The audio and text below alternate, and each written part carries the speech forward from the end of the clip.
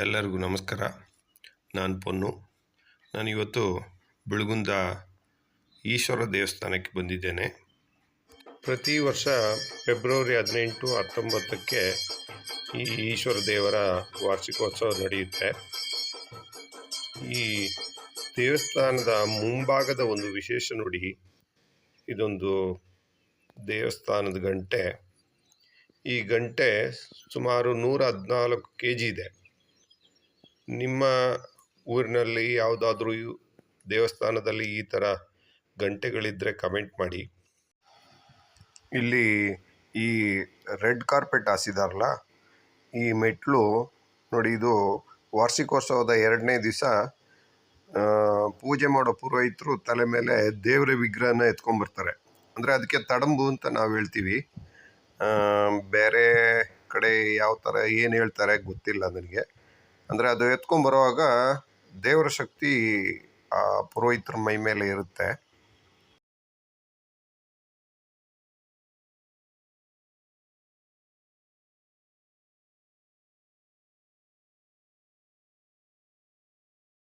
ದೇವಸ್ಥಾನದಲ್ಲಿ ನೋಡಿ, ಭಕ್ತರೆಲ್ಲ ಮನಸೋ ಇಚ್ಛೆಯಿಂದ ದೇವಸ್ಥಾನಕ್ಕೆ ಅಲಂಕಾರ ಮಾಡೋದು, ದೀಪಕ್ಕೆ ಎಣ್ಣೆ ಹಾಕೋದು,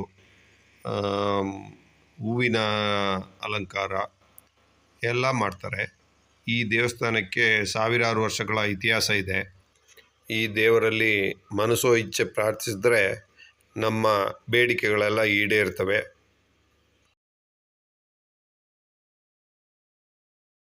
ಈ ದೇವಸ್ಥಾನದಲ್ಲಿ 3 ಗರ್ಭಗುಡಿಗಳಿವೆ. ಒಂದು ಮಹಾಗಣಪತಿ. ಈ ಮಹಾಗಣಪತಿ ಗರ್ಭಗುಡಿಯಲ್ಲೂ ಅಲಂಕಾರ ಎಷ್ಟು ಚೆನ್ನಾಗಿ ಮಾಡಿದ್ದಾರೆ ನೋಡಿ. ಹಾಗೆ ಇದರ ಪಕ್ಕದಲ್ಲಿರೋದು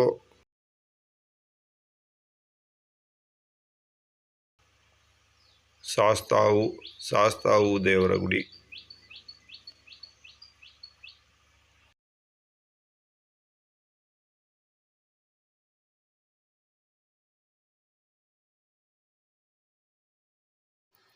ಇದು ನೋಡಿ, ದುರ್ಗಾ ಪರಮೇಶ್ವರಿ ದೇವರ ಗರ್ಭಗುಡಿ.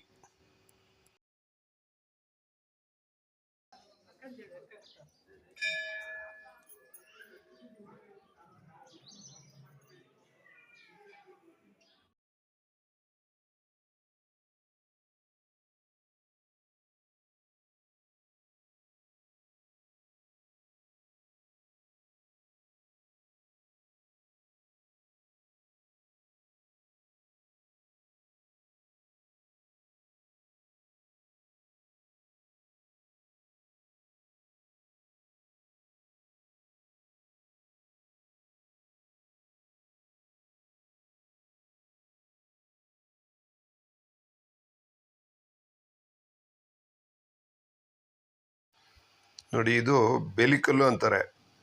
ಈಶ್ವರ ದೇವಸ್ಥಾನದಲ್ಲಿ ಸಾವಿರಾರು ವರ್ಷಗಳ ಇತಿಹಾಸ ಇರೋದು ಈ ಬೇಲಿಕಲ್ಲಿಂದ ಗೊತ್ತಾಗುತ್ತೆ. ನೋಡಿ, ಆ ಕಲ್ಲಲ್ಲಿ ಕೆತ್ತನೆ ಕೆಲಸ ಯಾವ ರೀತಿ ಮಾಡಿದ್ದಾರೆ. ಕೆತ್ತನೆ ಕೆಲಸ ನೋಡಿದ್ರೆ ಗೊತ್ತಾಗ್ಬೋದು ನಿಮಗೆ, ಯಾಕೆಂದರೆ ಇದು ಎಷ್ಟು ವರ್ಷ ಹಳೆಯದು ನೋಡಿ. ಕೆತ್ತನೆ ಕೆಲಸ ಯಾವ ಥರ ಕಾಣ್ತಾ ಉಂಟು ಅಂತ. ಈಶ್ವರ ದೇವರಿಗೆ ಪೂಜೆ ಮಾಡಿ ಈ ಬೇಲಿಕಲ್ಲಿಗೆ ಪೂಜೆ ಮಾಡ್ತಾರೆ.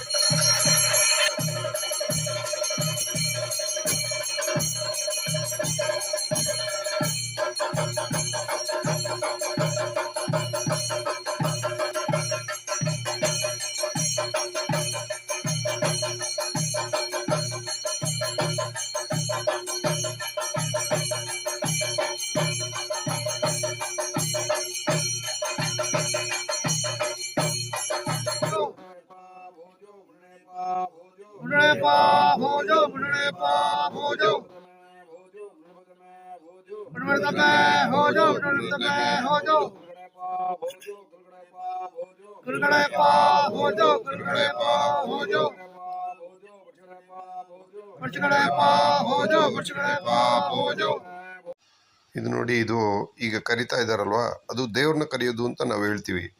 ಅಂದರೆ ಪುರೋಹಿತರು ತಲೆ ಮೇಲೆ ದೇವರ ವಿಗ್ರಹನ ಎತ್ಕೊಂಡ್ಮೇಲೆ ಆ ಪುರೋಹಿತರ ಮೈಗೆ ದೇವರ ಶಕ್ತಿ ಬರೋದಕ್ಕೆ ಮೊದಲು ಈ ಥರ ದೇವ್ರನ್ನ ಕರೀತಾರೆ.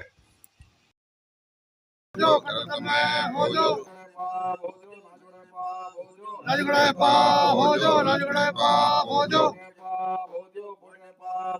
घोड़े पा हो जो घोड़े पा हो जो बटवा हो जो बटवा हो जो मदरमुतले हो जो मदरमुतले हो जो विष्णु हो जो विष्णु हो जो कृष्णा हो जो कृष्णा हो जो बुड्ढा हो जो बुड्ढा हो जो चढ़ में हो जो चढ़ में हो जो